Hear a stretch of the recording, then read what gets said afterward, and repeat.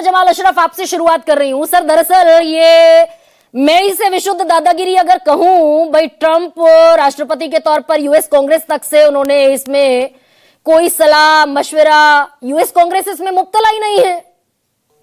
तो ताकतवर मुल्क जो होंगे वो किसी भी देश में घुसकर जो चाहे, जिस लीडर को चाहे उसका खात्मा कर सकते हैं। Is this the message? That's the message Trump wants to send. लेकिन सवाल यह है कि क्या इस मैसेज के साथ हम डेमोक्रेटिक सोसाइटी में रह पाएंगे?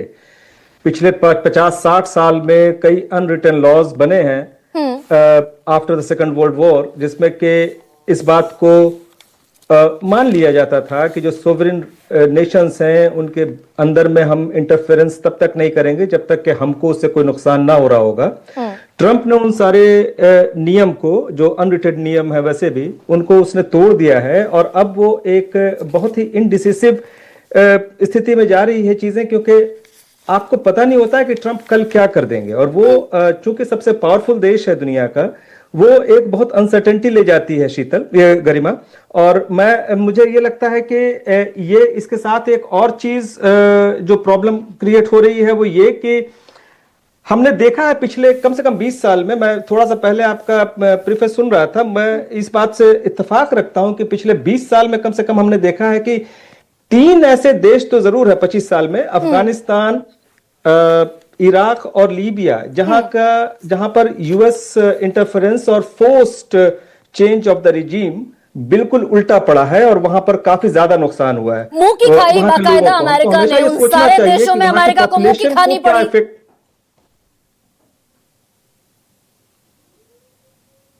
Sorry, go ahead sir, please carry on. मैं, क्योंकि शायद आपके पास आवाज पहुंचने में डिले भी है।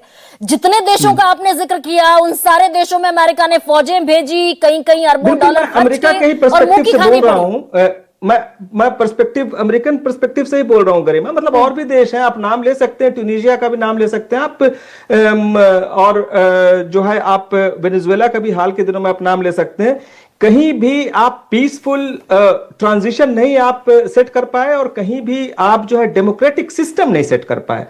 अब इराक में जो बाद में आईसिस का जो उदय हुआ था, उसके पीछे एक बहुत बड़ी वजह यह थी कि अमेरिका ने उसको एक केओस में ला करके छोड़ दिया था। अफगानिस्तान में रिटर्न ऑफ तालिबान इसलिए भी है क्योंकि अमेरिका उसको संभाल नहीं पाया और उसमें बहुत स्ट्रांग उसका इंटरफेरेंस था। आपने वियतनाम का भी नाम लिया, मैं इसमें लीबिया जरूर जोड़ना चाहता हूं। 15 साल हो गए, 15 साल में वहां आज तक स्थिति जो है वो साफ और कंट्रोल में नहीं आ पाई। अभी हाल में गद्दाफी के बेटे को भी मार दिया गया। तो मतलब चीजें बहुत ही कॉम्प्लिकेटेड और बहुत ही भयावह होती हैं जब आप बाहर से इंटरफेयर करते हैं, और खास करके तब जबकि आपको लोकल जनता और लोकल सिक्योरिटी फोर्सेस का सीधा सपोर्ट आपके साथ नहीं होता है। अनवर, मैं इसी पॉइंट पर आपको लेकर आना चाहती थी। भाई, डोनाल्ड ट्रंप कह रहे हैं कि ये समय है ईरान के लोगों के पास कि ईरान को, अपने मुल्क को वापस लिया जाए, वापस उस पर अपना इख्तियार हासिल किया जाए। लेकिन इस्फहान में जो हजारों लोग